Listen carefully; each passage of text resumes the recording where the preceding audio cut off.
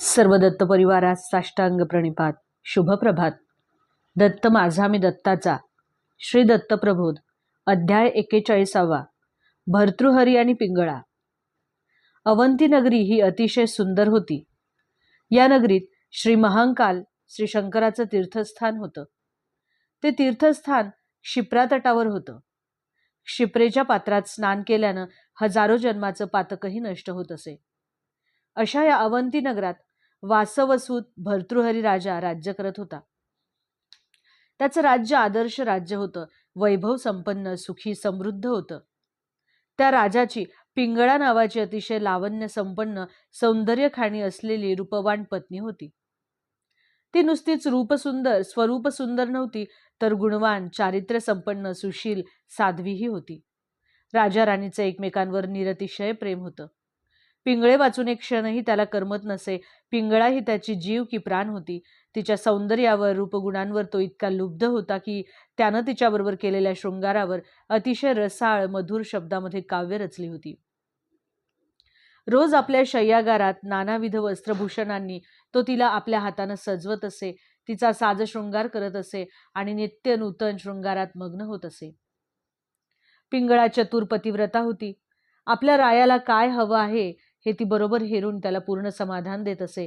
तिच्या चारुगात्रांना चंदनाची उटी चर्चून तिचा राया तिला आपल्या मांडीवर बसवत असे. तिच्या सौंदर्यावर काव्य करीत असे. राजा भर्तृहरीचे शृंगार शतक आजही प्रसिद्ध आहे. राजा भर्तृहरी नुसताच शृंगार वेडा नव्हता, तर तो राज्यकुशल, प्रजाहित दक्ष, सेवा तत्पर राजा होता. शूर होता, वीर होता, गुणी, कदरदार होता, उदार गंभीर होता, मुत्सदी धोरणी होता, धर्मनिष्ठ न्यायी होता. अतिशय जागरूकपणे तो आपला राज्यकारभार करत असे. वेद मर्यादा पाळत असे. चारही आश्रमाचं पालन करत असे. साधू सज्जनांचं कुशल पाहत असे. एक दिवस राजाला मृगयेला जाण्याची लहर झाली. आपल्या लवाजम्यानिशी तो जंगलात येऊन उतरला. त्या दिवशी त्याचं नशीब जोरावर होतं. मृगयेसाठी त्याला रान धुंडावंच लागलं नाही. त्याला समोरच 7-8 मृगी चरताना दिसल्या. त्यांच्यातला एक मोठा देखणा मृग डौलत इकडून तिकडे हिंडताना राजानं पाहिलं. तो मृग राजाच्या डोळ्यात भरला. सुरेख शिकार हाती लागणार म्हणून राजा आनंदला. राजाला मृगयेचं विलक्षण वेड होतं. ते त्याचं व्यसनच होतं. हातातलं शस्त्र परजत राजा मृगाला घायाळ करण्यासाठी पुढे सरसावला. ते पाहून त्या मृगी कळवळल्या. संकटाची त्यांना चाहूल लागली. त्या राजाला विनवू लागल्या, हे राजन, तू उदार आहेस, समर्थ आहेस. आमच्यासारख्या दुबळ्या जीवांना ठार करून तुला काय मिळणार आहे? आम्ही तुझा काय अपराध केला? तुला कोणता असा त्रास दिला की संतापून तू आमचा घात करायला निघालास? आमचा अपराध तरी आम्हाला सांग नरेंद्रा. मृगीचं हे भाषण ऐकून राजा म्हणाला, मृगया करणं हे आम्हा राजे लोकांचे एक स्वाभाविक लक्षण आहे. ती नित्यनेमानं करावी असं सांगितलं आहे.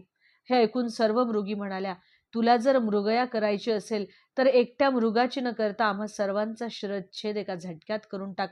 कोणासाठी दुःख करायला कोणी मागे उरायला नको. हे मृगींनो, मी कामिनींचा कधीच वध करीत नाही, तसा माझा नियम आहे. स्त्री नामाचे जे वनचर असतात, जलचर असतात, त्यांचीही मी शिकार करीत नाही. मी फक्त नराची शिकार करतो. तुम्हाला भय बाळगण्याचं कारण नाही. मला मृगाची शिकार करायची आहे.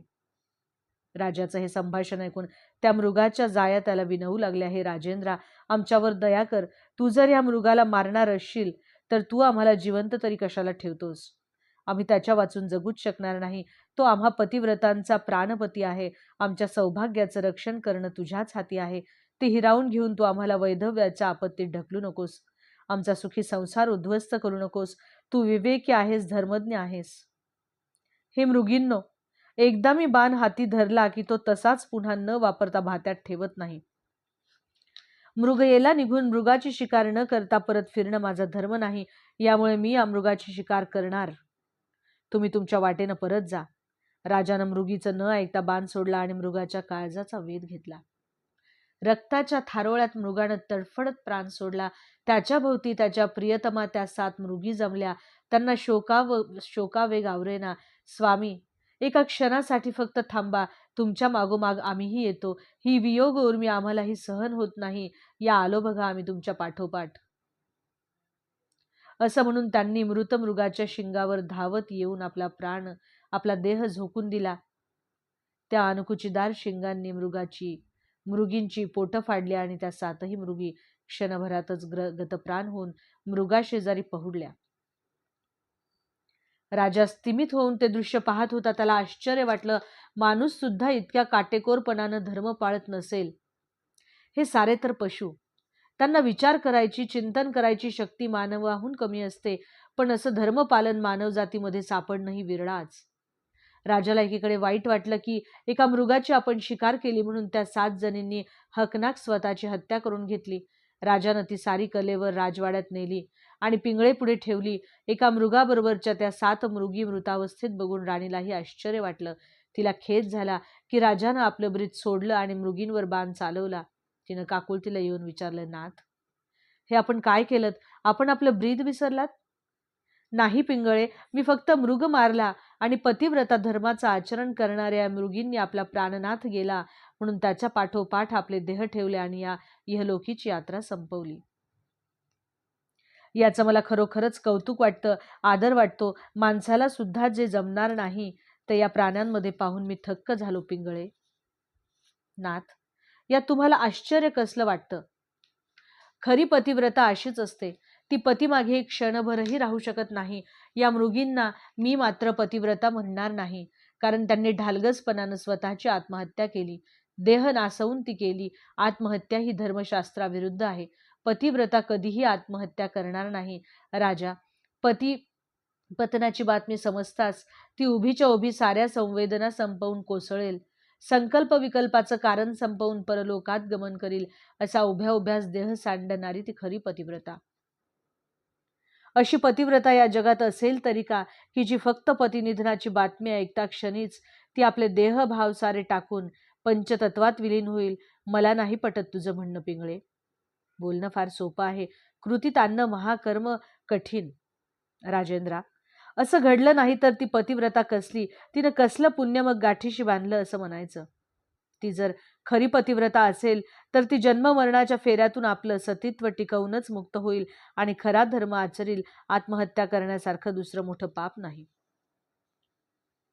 या पापाला शिक्षा गर्भवासाची म्हणजेच पुन्हा जन्माला येण्याची. हा जन्ममृत्यूचा वनवास राजा शरीर टाकून कधीच संपणार नाही. त्यासाठी आत्मदहन हवं, आत्म्याचा त्याग हवा. पिंगळेचं हे बोलणं सगळ्याच्या सगळं राजाला पटलं नाही, पण आत खोलवर जाऊन रुजलं हे त्यानं लक्षात ठेवलं. असेच काही दिवस गेले. राजा राज्यकारभाराच्या गडबडीत मग्न होता. पिंगळेशी झालेला तो संवाद विसरून गेला होता. प्रजेच्या कल्याणासाठी विविध कार्य करण्यात, कार्याच्या योजना आखण्यात तो रमून गेला होता. न्यायदानाच्या कामात त्याचे तासचे तास निघून जात असत. असेच दिवसामागून दिवस गेले. राजाला एक दिवस पुन्हा शिकारीला जायची लहर आली. आपल्या प्रधानासह आणि सेनेसह तो शिकारीला एका घनदाट जंगलात गेला. तिथं मृगमृगी पाहून त्याला सर्व जुनी गोष्ट आठवली. त्यावरच पिंगळेचं बोलणंही आठवलं आणि मग राजाला पिंगळा राणीची थोडीशी गंमत करायची हुक्की आली. त्यानं एक बेत मनाशी आखला आणि त्या बेतात बरोबर असलेल्या प्रधानाला आणि काही सेवकांनाही त्यानं सामील करून घ्यायचं ठरवलं. समोर आलेला मृग त्यानं तसाच सोडून दिला आणि रान धुंडत तो आपल्या सेनेसह पुढं जाऊ लागला. पुढे जात असताना बलदंड वनराज त्याला दिसला. भर्तृहरीचे बाहू त्याला पाहून फुरफुरले. शस्त्र हाती घेऊन त्यानं सिंहाशी सामना दिला. सिंहाला ठार मारलं. सिंह ठार झाल्याचा पाहून राजाला आनंद झाला. ही शिकार चांगली झाली म्हणून राजाच्या बरोबरचे लोकही खुशीत झाले. अशा वेळी भर्तृहरीनं प्रधानाला जवळ बोलावलं आणि सांगितलं, राणी पिंगळेच्या वचनाची सत्यासत्यता, त्याची यथार्थता मला आजमावून पाहायची आहे. म्हणून राणीला जाऊन असं सांग की महाराज सिंहाच्या शिकारीसाठी घोड्यावरून उतरले. त्यांनी सिंहाला मारायचा प्रयत्न केला, पण तो निष्फळ ठरला. त्या भल्या थोरल्या माजलेल्या सिंहानं राजांनाच ठार केलं. असं म्हणून सिंहाच्या रक्तात हे माझे कपडे बुडवा आणि तिच्या समोर ठेवा. कुठल्याही स्थितीत सत्य गोष्ट तिला सांगू नका. तिचा या गोष्टीवर विश्वास बसेल असं वागा. ही माझी आज्ञा आहे. मी इथंच झाडाखाली थांबतो. पिंगळा काय म्हणते ते मला फक्त इथं येऊन सांगा. राजाची आज्ञा शिरसावंद्य मानून सर्व लवाजमा आरडत ओरडत ऊर बडवत राज्यात शिरला. प्रजेला धक्का बसला. संकटाची चाहूल लागली. पण हे नेमकं काय झालं ते कळेना. सगळे चिंतातूर झाले, भयभीत झाले. कुठलं ताट नियतीनं समोर मांडून ठेवलंय ते प्रजेला समजेना. राजाबरोबर गेलेले लोक येताना काहीतरी दुःखद बातमी घेऊन आले आहेत हे अंतपुरात समजलं. पण पिंगळा शांत होती. तिनं आपल्या अंगणात जाऊन बघितलं. तुळशी वृंदावनातलं तुळशीचं रोप जसंच्या तसं टवटवीत होतं. राजाच्या जीवाला कोणताही अपाय झाला नसल्याची ती ग्वाही होती. ती पुन्हा आपल्या महालात आली. एवढ्यात प्रधान काही सेवकासह तबकात राजाचे रक्ताने माखलेले कपडे घेऊन उभे राहिले. दुःखावेगानं त्यांची शरीर कापत होती. तोंडातून शब्दही फुटत नव्हता.